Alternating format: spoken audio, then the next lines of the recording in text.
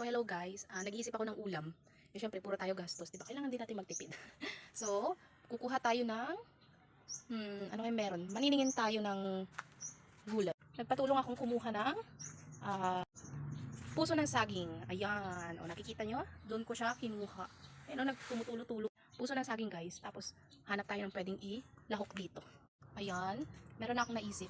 Kumuha ako ng alukbati. Marami ba kayong ganito guys? Kumakain ba kayo ng ganito? Alukbati ang tawag sa amin dito eh. Pero siguro sa inyo spinach or something ginugulay siya. Masarap siyang isahog sa puso ng saging, kahit anong gulay. Hanap pa tayo ng iba. Hello guys, nakikita nyo ba yan? Ayan, meron na siyang bunga. At ito, meron na rin. Ayan. Ibang iba talaga kapag magaling magtanim yung nanay mo, no? Kapag wala kang maisip na ulam, nandiyan lang sa paligid. So ayan, may mga okra din siya. Yun. So ayan, natapos ko na siyang gawin. Ito ang puso ng saging. Ayan. Hinati-hati ko siya ng maliliit. At syempre, meron tayong bunga ng saging. Kayo ba guys? Inuulam nyo ba ito? Yung bunga ng saging. Yan. Tapos, ito yung kinuha nating alukbati. Kinuha natin siya sa garden. So, kung titignan nyo, lahat ng ulam is libre. Basta may halaman ka, may mga tanim ka sa garden ba. Hindi ba na kailangan bumili? At saka, guys, lalagyan natin siya ng sahog.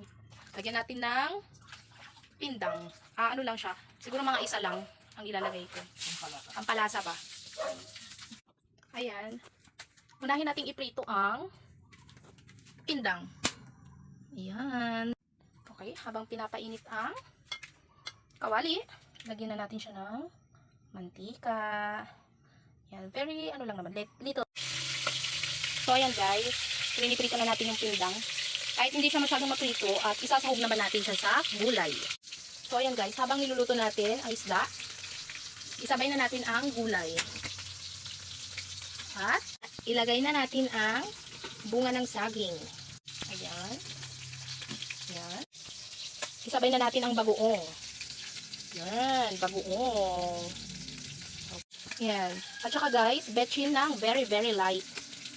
Tapos, takpan natin. Hintayin natin siyang umulo at maluto. Habang ibabaliktad na natin yan at isasahog sa gulay. So guys, as you can see, luto na ang fish natin. At kailangan na nating magsalang ng kanin. Syempre, para sabay-sabay na maluto at magsusundo pa ako ng bata galing school. So ayan guys, nakapagsalang na ako ng kanin. Okay, at ilalagay na natin yung sahog ng ayan guys, ilalagay na natin yung sahog dito. Oops. Yan. Naku, masarap yan. Nailagay na natin yung sahog, kaya takpan natin ulit. At ayun guys, hintayin natin siyang kumulo at maluto. Tapos, isusunod na natin ang alukbati. Pero ito, hindi ko muna siya agad-agad ilalagay.